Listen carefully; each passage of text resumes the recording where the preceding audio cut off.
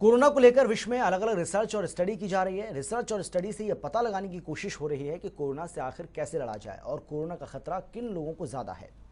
ऐसी एक study Chandigarh PGI में की गई है। इस स्टडी को चंडीगढ़ पीजीआई में हेप्टोलॉजी विभाग के प्रोफेसर अजय दुसेजा ने जनता टीवी से खास बातचीत में बताया कि यह काफी हैरान करने वाला है कि फैटी लीवर के मरीजों को कोरोना का ज्यादा खतरा है, क्योंकि इस समय हर तीसरा व्यक्ति फैटी लीवर का शिकार है।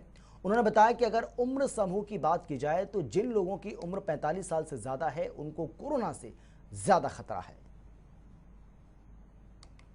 कोरोना को लेकर कई तरह की स्टडीज की जा रही हैं और अब फैटी लीवर और कोरोना को लेकर क्या स्टडी सामने आई है, ये बात करने के लिए हमारे साथ चंडीगढ़ पीजीआई के प्रोफेसर अजय दसूजा हैं।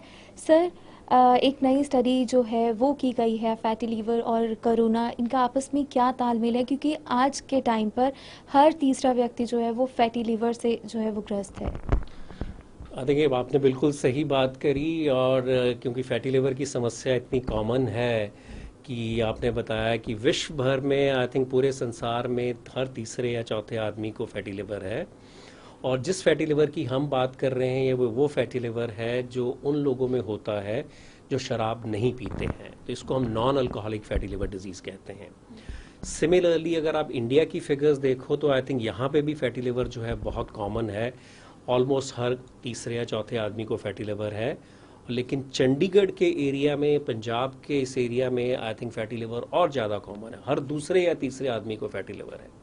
अब देखो, कोविड भी चल रहा है, फैटी लिवर भी कॉमन है, तो आप पूछ रहे हैं कि इन दोनों का रिश्ता क्या है।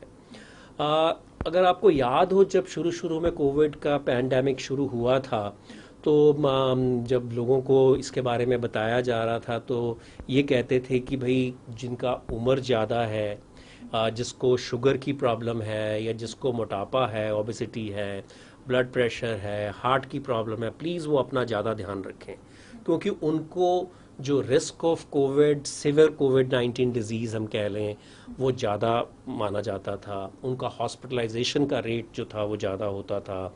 उनकी आउटकम पुअर हुआ करती थी, मतलब मोर्टेलिटी कह लो या डेथ रेट उनमें ज़्यादा था।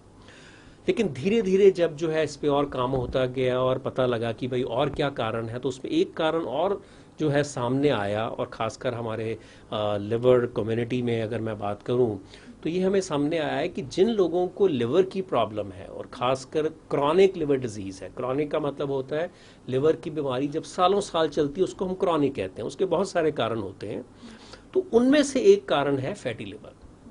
तो in general chronic liver disease, लेकिन फैटी लिवर इन पर्टिकुलर, और फैटी लिवर जैसे हमने बात करी कि क्रॉनिक लिवर डिजीजेज में से सबसे कॉमन जो है वो फैटी लिवर है। तो ये बात सामने आई कि जिन लोगों को फैटी लिवर है उनको ना कि इन्फेक्शन का रिस्क ज़्यादा है, उसकी सिविरिटी का रिस्क भी ज़्यादा है। सिविरिटी के साथ उनकी जो वायरल शेडिंग हम कहते हैं कि वो कितनी देर तक वायरस को शेड करते रहेंगे, वो ड्यूरेशन का भी ज़्यादा पता लगा। उनका हॉस्पिटलाइजेशन का रेट जो था वो ज़्यादा निकलने लगा और उसमें पुअर आउटकम भी ज़्यादा होने लगी। पुअर आउटकम का मतलब है कॉम्प्लिकेशंस कोविड की ज़्यादा उनमें पाने लगी और उनका डेथ रेट जो था, मोर्टेलिटी भी उनमें ज़्यादा होने लगी। तो फिर देखा गया कि भाई ये कारण क्या है, ये क्यों हो रहा है ऐसा। वर्ल्ड ओवर कई स्टडीज़ आनी शुरू हुई।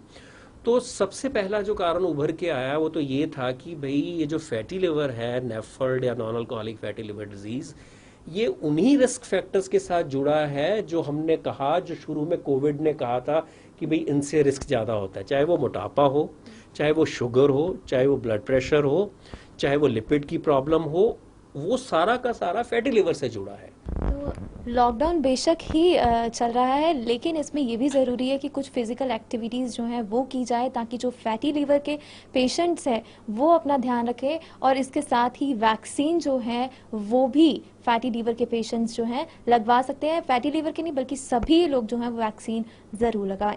चंडीगढ़ से कैमरा पर्सन अभी यादव के साथ कविता सैनी, जनता टीवी।